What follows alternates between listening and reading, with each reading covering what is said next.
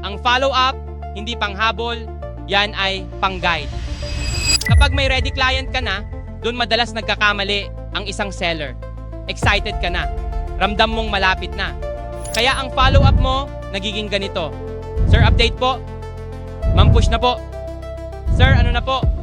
At biglang nawala ang momentum. Ito ang kailangan mong maintindihan. Kapag ready ang buyer, hindi mo sila dapat habulin. Dapat mo silang tulungan magdesisyon.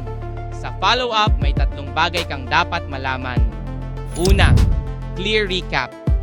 Sir, based sa napag-usapan natin, ang goal ninyo ay ma-solve to before next month. Pinapaalala mo ang dahilan, hindi ang presyo.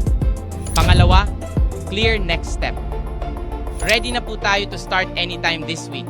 I'll just need confirmation from you. Hindi ka nagtatanong ng ano na.